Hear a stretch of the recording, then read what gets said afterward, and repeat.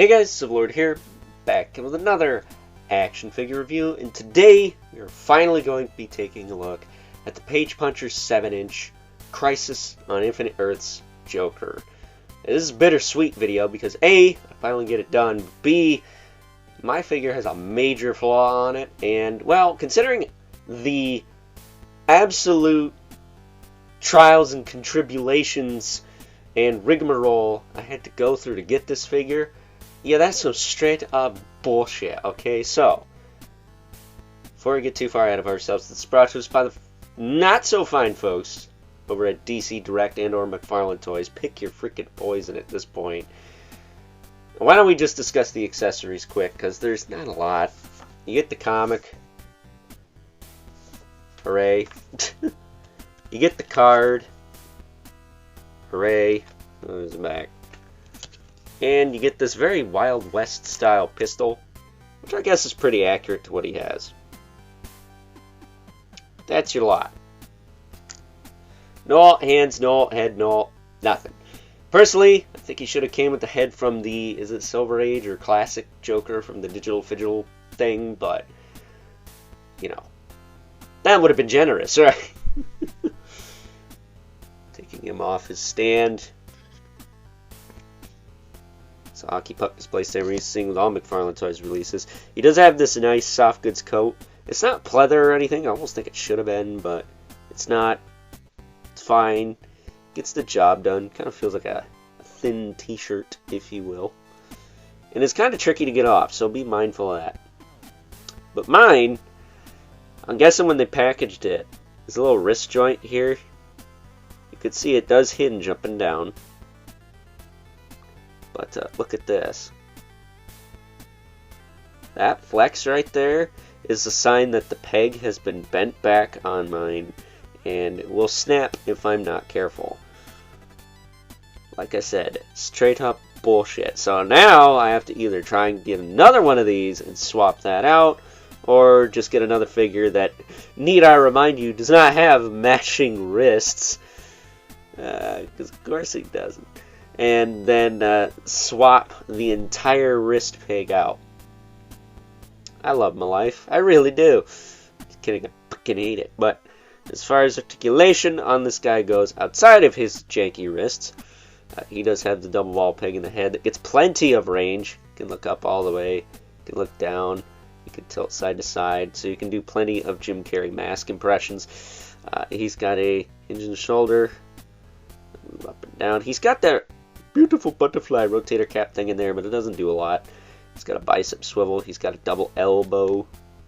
It crunches up nicely. The coat will get out of its own way, so you don't have to worry about that per se. But do make sure you don't pinch the coat in the joints, because that is something that can happen. He does have a ball hinge wrist, as I mentioned. This side is fine because I didn't bend it trying to put him in the package. Thankfully. Like I said, this coat is a little finicky, but it's not too terrible. Torso, he's got a diaphragm joint that moves around. It's fine. It's not the tightest thing, but it ain't the loosest. Hips will kick out, back down, forward, and back. He does have a... No, he doesn't have a thigh cut. Never mind. He's got double knee, though. Crunches up nicely. Not the chunkiest thing either, considering he's wearing these types of pants. Really nice pants. He's got the pinstripes on there. He's got the ball hinge ankles that will rotate, hinge back and forth. And then he does have a rocker with a toe joint. And of course, peg holes at the bottom of the feet. Now, I am going to put his pistol in his hand off cam, just because I need to be careful with that. But rest assured, throughout the duration of the video, he will be holding his pistol. And he can actually hold it pretty well, considering he doesn't have an actual trigger hand. He has like a makeshift trigger hand. It's probably made for something else, knowing McFarlane. But there he is. He is fine. I wanted to like him more, but that shit with his hand, that's no bueno. That effing sucks. So... with that being said, it's time now that we move right along and take a look at some size comparisons.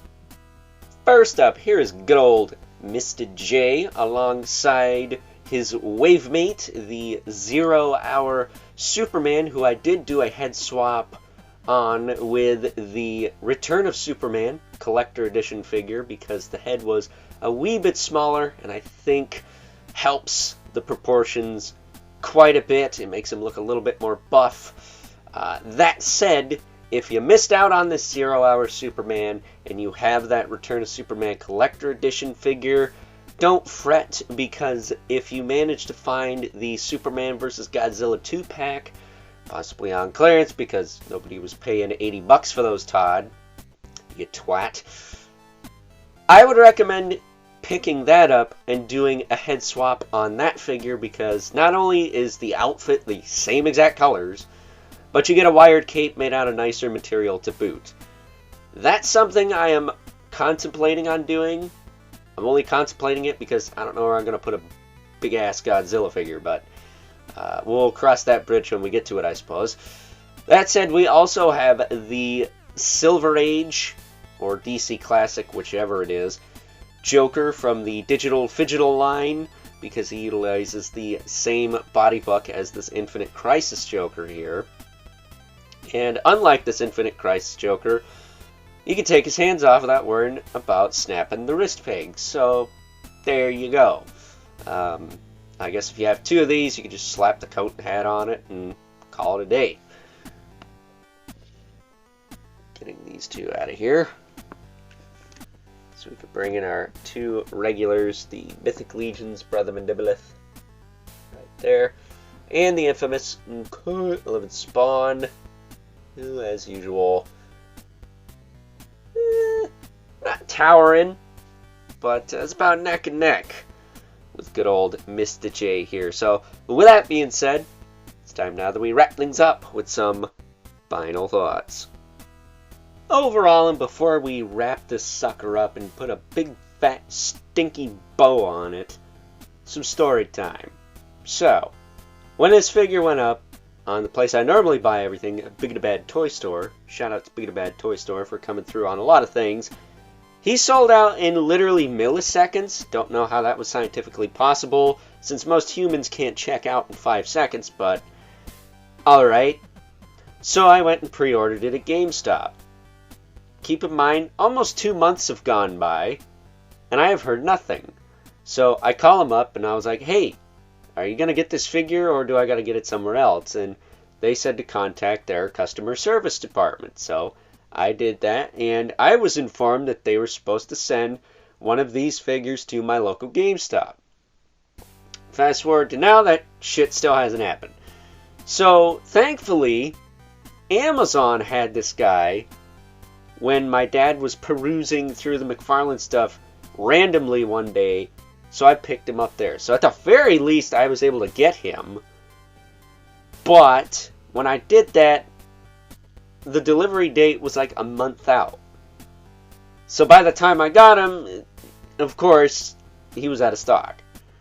So fixing this wrist, unless by some sheer act of God, my dad comes across him in the store, which of course he did before I opened this one and checked it. My local Target actually had one of these. Highly doubt that's still there. But unless he comes across it again, I'm going to have to buy another Joker figure and have wrists that don't match, which isn't the end of the world. You can't see them, but the fact of the matter is, this was a pain in the ass to get.